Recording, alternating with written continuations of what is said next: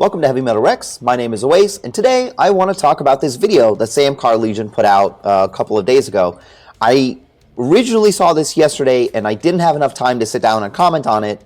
Actually, I did. I recorded it, and my SD card corrupted, so I lost the video, so I ended up having to do this again. But the most important thing about this is, before I even get started, I want to say I've been watching videos on Sam CarLegion for probably like the last 7-8 months now, and they are the best. I love the simplicity, just getting some amazing cars together and just testing them out, racing them, having fun.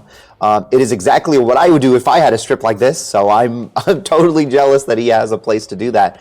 And this is a video, this particular video, I said this after I started watching all the reviews online about the 22 WRX. I said, I cannot wait till Sam puts out this video, because I knew he was going to. Eventually, he had to. It's out, and it's not, I'm super conflicted. I want to first start by saying that the Elantra N is an incredible car. You can say anything you want about their engines blowing shit. We got that same problem on ours as well.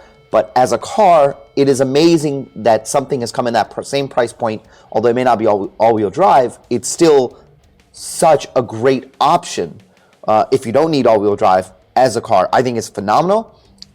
We saw in the lightning lap that Car and Driver just did for 2023 that it was faster around the track than a 22 WRX, which again, that's fine, right? Everybody's got their own thing, and I think they're both phenomenal cars. In a world where a WRX didn't exist, I probably would buy one, right? So what I'm about to say has nothing to do with either of these cars or the results of this.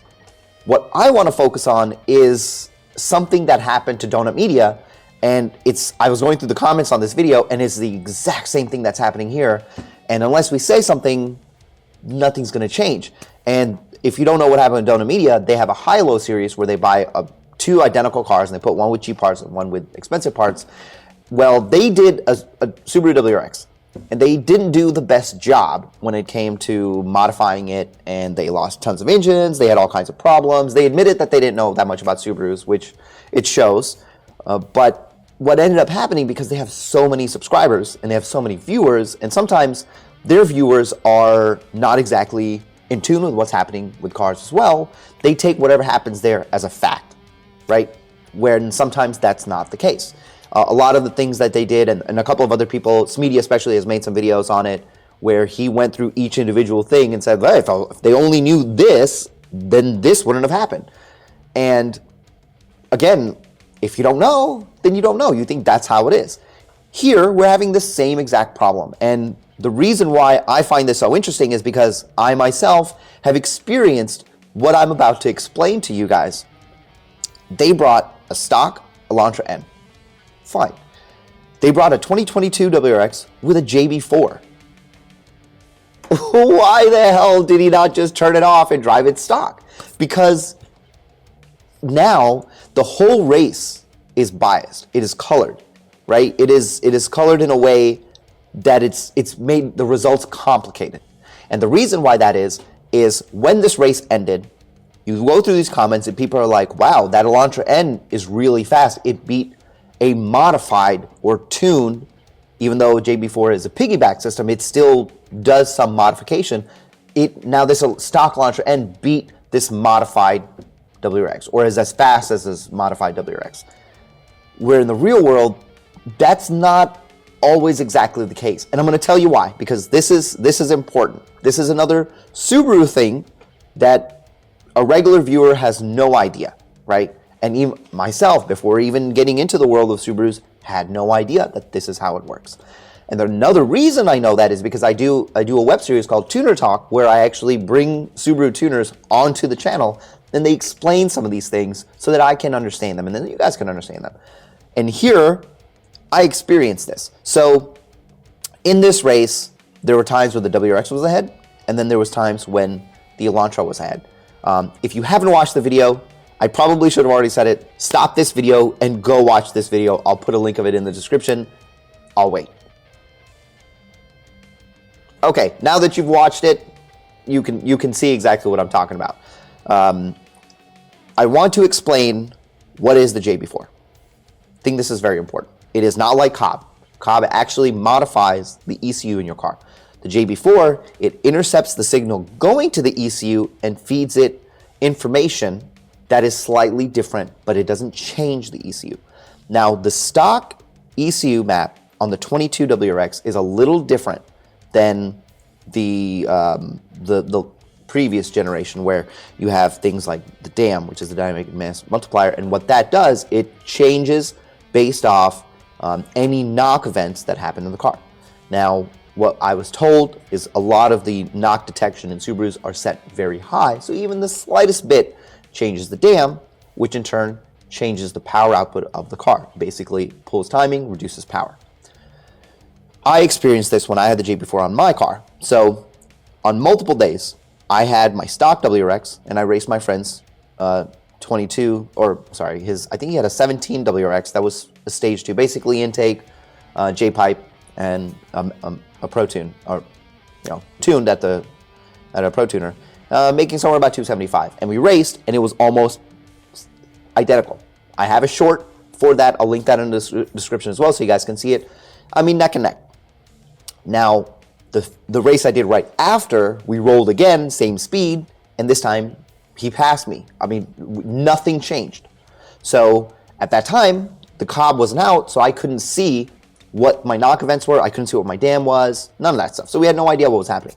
So fast forward a couple of days later, I made another video with him, an actual YouTube video, where we raced again. And this was interesting because, again, we did it stock, and it was like, okay, this, there was some slight differences. But then when I switched the map to the JB4 E30 map, nothing changed. It's almost like the car was performing worse, and he walked me. Now, the reason why I found that unusual is because just days prior, I raced him without the JB4 stock tune, and I'm just as fast. I was just as fast. So we were like, okay, whatever, maybe something going on with the car, no big deal. That was like, before Cobb came out. When the Cobb access port came out and I finally plugged it up to the car and was checking out the stock map to see how it performs, what I found was my DAM was constantly dropping all over the place. But then, weirdly enough, when I would give it some gas or like do a pull or something, it would slowly rise again. And, coming back to 1. It would take a little bit, but it would come back pretty quick. And I thought that was really weird. So when I took my car in to get pro-tuned, I noticed my tuner said, he asked me the same question. He's like, man, your DAM is all over the place. What's going on? Because we were looking at the OTS map, and the OTS map handles the same way that the factory map does, where it brings the DAM down, even when you're just cruising, because the detection is so very high. And, even though there's more power with the OTS map, I can't use it because my DAM's low. So even though we did like a pull, or even if we had done a pull on the dyno, the car wasn't making the power that it was advertised to make until the DAM went back to 1. How does it relate to this? Well, because this is a great example of if he was on 93, this car made more power than the Elantra N. Fast forward a couple more days after I raced my friend, I raced another friend who was making over close to 300 horsepower, and I raced him with my E30 tune, which is supposed to make about 315. And I was ahead. And I wish I had this video. I got to see if my friend has it. I don't know if it's somewhere, sitting around somewhere. And I beat him handily, right? So I have these 3 experiences with the JB4 in stock, but I then also know after I got my Cobb that there was some weird stuff going on. So in this particular video, the reason why I have a problem with this is because if it was stock and the car lost, no problem. Stock for stock, that's just how it is. Doesn't matter what the DAM is, doesn't matter anything, right? That's just how the car performs. But because there's a JB4 on there, and specifically he has it listed and saying, plus 70 brake horsepower, plus 50 pound-foot of torque, now the perception of people is, wow, it makes 271 plus 70, that's 340 horsepower. That's not what's happening here, because obviously if this thing was making 340 horsepower, it would have smoked the Elantra. There's no way that Elantra would have kept up. It doesn't make sense, right? So I don't want I don't want people in these comments to go and look at that and be like, well, yeah, there you go. That's exactly why it lost, and now my stock Elantra can beat it. Because in the real world, the answer is a little more complicated. And me even trying to explain this probably made it even more complicated, but I feel like somebody has to say this kind of stuff. And if we just let these things happen, and again, nothing against Sam. I think he did what he needed to do, and I bet you he probably ended up with the same problem, which was finding these cars to even do these tests. Like, he has a Civic Si. I have been trying to find a Civic Si in St. Louis for probably like 3 months. Nobody I know has a Civic Si anywhere, you know, and I'm sure he ran into the same issue trying to find the damn cars, you know, and I understand that, and he's way bigger than I am, so he should have, you know, his resources are probably more bountiful than mine are. I just walk up and down the street, and if I see a car, I ask him if they want to race, you know, and information is the most important and the most powerful tool, and on the internet, everybody knows you put something on the internet, the masses will look at it and say, that's the truth, that is the be-all, end-all, and then it gets repeated until it becomes a truth. And all I'm trying to do is make sure that we get the right information. A JB4 WRX is faster than an Elantra N. This race is complicated, and I wish that car was stock. Whether it won or lost doesn't matter. I would have just loved to see both of those cars stock, and that driver should have just put the stock map on there and not ran the JB4, because now we don't really have a full answer as to what these cars can do stock for stock. Anyway, I hope you guys found this video informative. I hope and I pray that you don't just, even my videos, and trust me, I read those comments. You guys don't believe anything I say. Don't trust everything you see on the internet. Or rather, trust but verify. That's all. Anyway, I'll see you guys in the next one.